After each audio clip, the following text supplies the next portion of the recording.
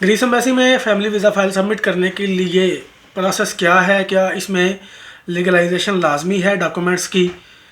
और क्योंकि लीगलाइजेशन का प्रोसेस की खबर ये है कि ये ख़त्म हो जाएगा 9 मार्च 2023 के बाद, तो क्या अभी जिन लोगों की फ़ाइल्स हैं वो लीगलाइजेशन का ख़त्म होने का वेट करें या अपनी फ़ाइल्स जमा करवाएं। दूसरी बात यह है कि अगर लीगलाइजेशन लाजमी है तो उसकी अपॉइंटमेंट कैसे होगी, कब की होगी, इसके मतलब बात होगी इस वीडियो में।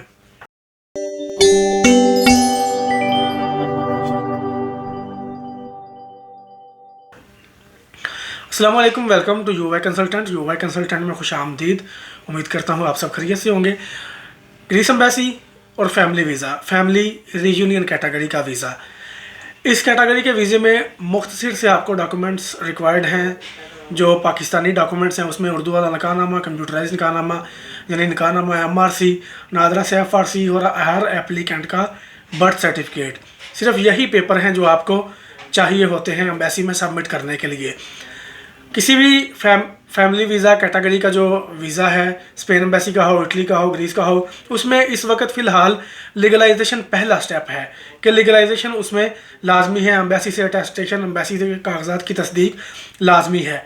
तो जब तक लीगलाइजेशन ख़त्म नहीं हो जाती 9 मार्च 2023 तक, तब तक हम यही कहेंगे कि लीगलाइजेशन लाजमी है। जब लीगलाइजेशन का ये प्रोसेस ख़त्म हो जाएगा, जो 9 मार्च या 10 मार्च को न्यूज़ मिलेगी, उसके बाद जो भी खबर होगी, जो भी अपडेट होगी, उसके मुताबिक हम कह सकते हैं कि अब लीगलाइजेशन नहीं चाहिए अगर ये ख़त्म हो गई तो। क्योंकि वैसे सुनने में यही आ रहा है कि ख़त्म हो जाएगी, लेकिन जब तक ये काम शुरू नहीं हो जाता, जो वो बिल है वो अपना इफेक्टिव नहीं होता, तब तक हम ये नहीं कहेंगे कि लीगलाइजेशन ख़त्म है और आप लीगलाइजेशन ना करवाएं। आपको लीगलाइजेशन फ़िलहाल करवाना लाजमी है। लीगलाइजेशन की अपॉइंटमेंट इसकी ऑनलाइन मिलती है वेबसाइट से।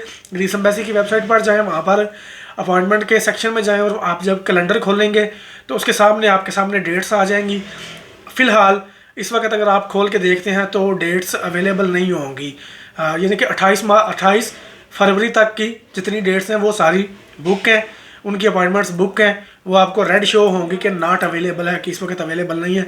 और उसके बाद जो नेक्स्ट मंथ है मार्च, उसके सेक्शन में अगर आप जाएंगे तो वो अभी तक डिसेबल है ऑप्शन, वो भी खुले ही नहीं है। तो ये वैसे भी ऐसे ही होता है कि वो नहीं खुलते, ये जब टाइम करीब आएगा तब ही खुलेंगे। और अगर एम्बेसी ने लीगलाइजेशन की अपॉइंटमेंट खोली तो 9 मार्च तक की डेट्स अवेलेबल होंगी और वो लीगलाइजेशन की अपॉइंटमेंट बुक होंगी।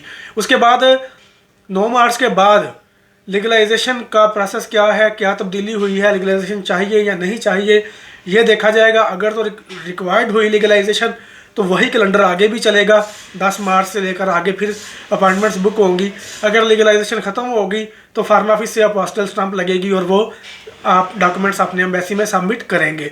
जिन लोगों का फैमिली वीज़ा आया हुआ है और वो इस इंतज़ार में है कि जब अपॉइंटमेंट ओपन होगी तो हम फैमिली वीज़ा की अपॉइंटमेंट बुक कर लेंगे और लीगलाइजेशन का प्रोसेस क्योंकि ख़त्म हो रहा है तो हम डायरेक्ट अपनी फ़ाइल ही सबमिट करवाते हैं, तो आप ऐसा नहीं कर सकते।